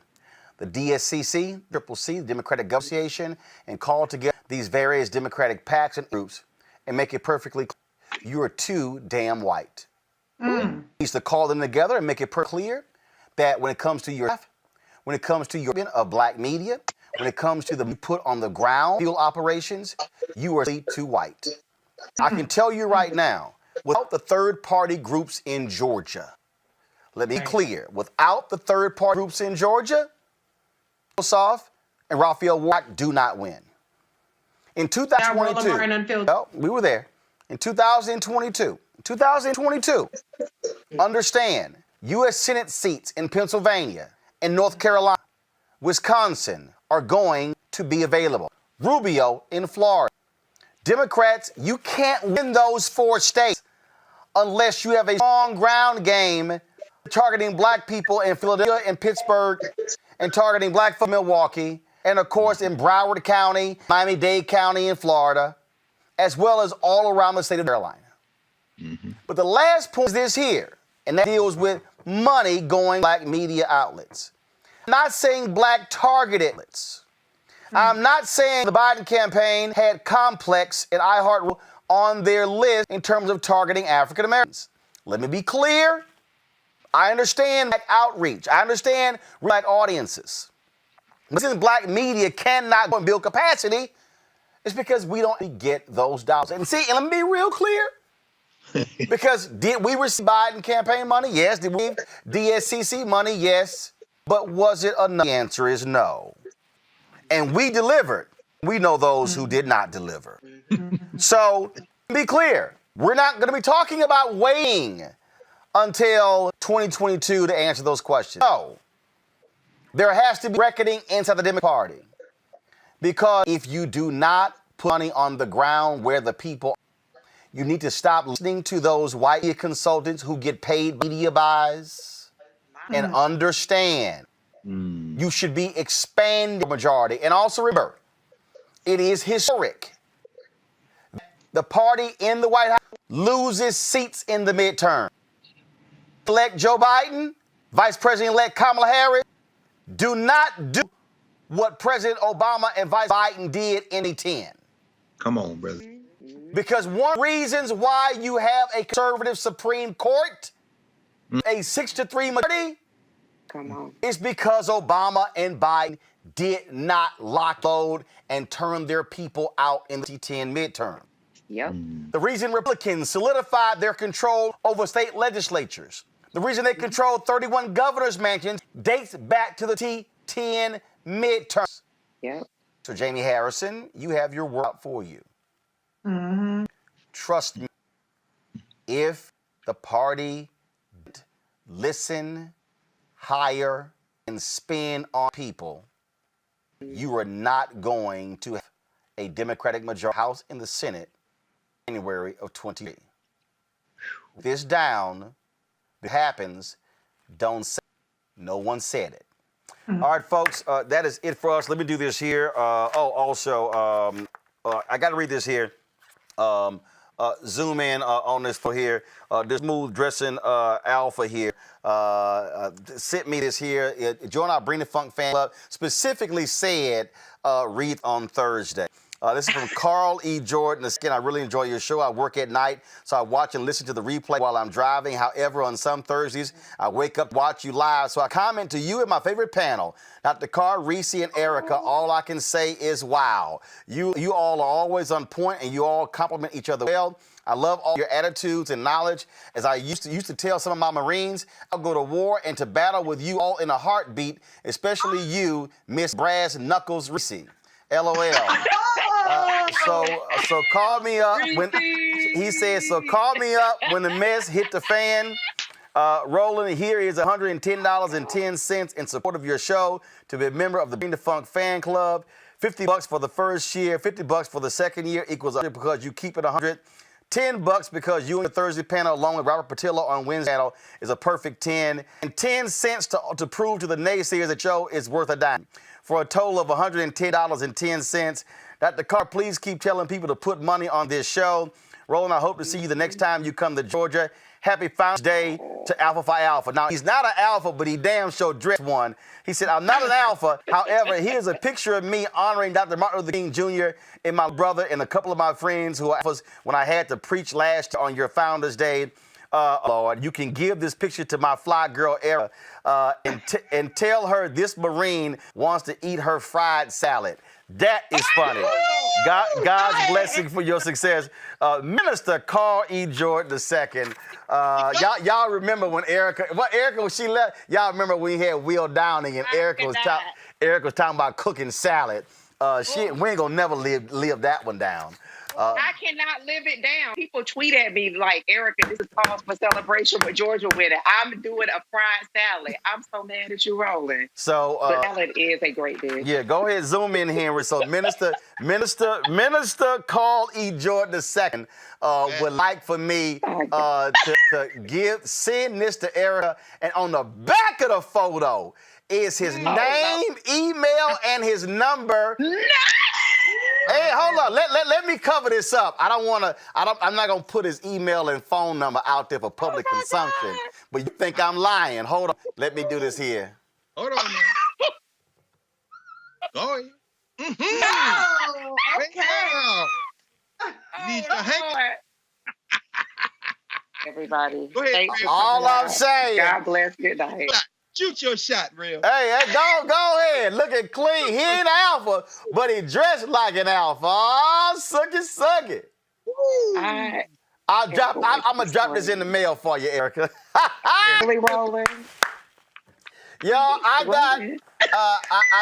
don't have time today. I've got to do a radio interview on KJLA, but I'm gonna do this real quick. I just want y'all to know, man, a ton of y'all sent in money orders and checks and everything over the last 5 weeks I was in Georgia. This literally are the letters and cards that people sent in. And so I'm going to read a few each day. I can't literally, as that many, y'all, I can't go through all of them.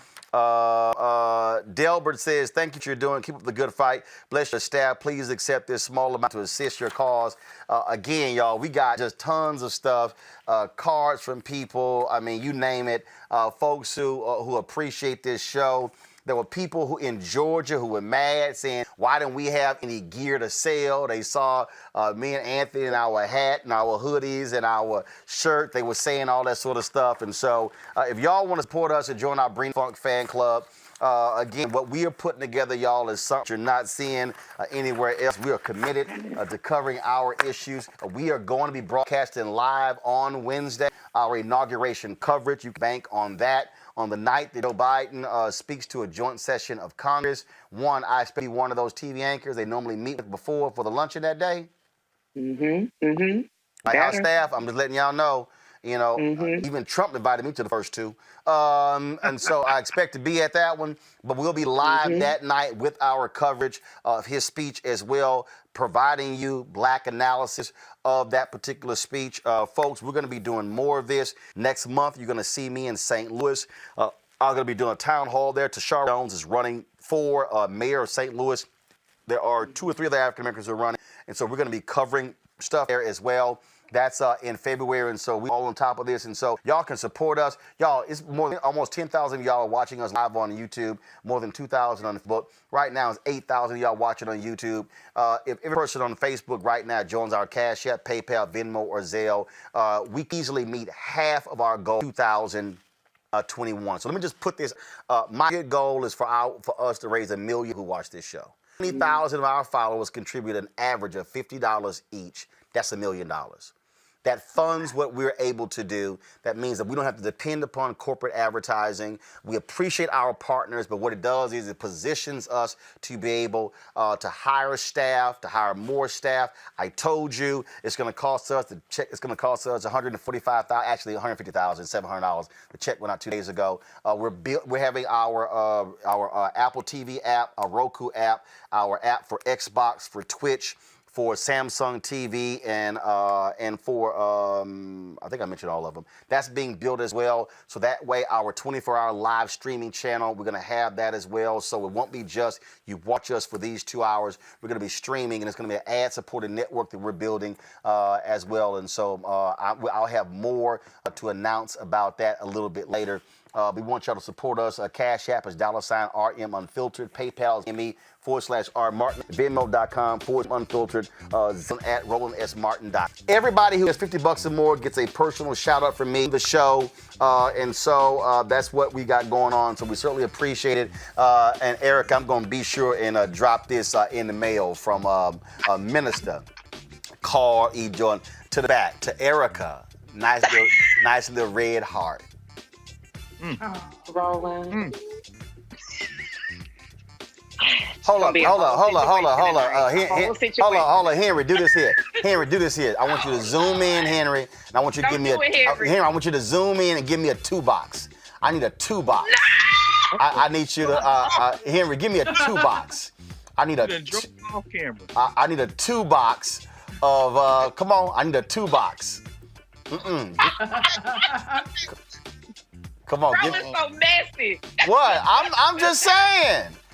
I feel like I'm Chuck Woolery. I feel I'm about to say 2 and 2. No, but we appreciate the support of RMU. Go ahead. Oh, booyah! Oh,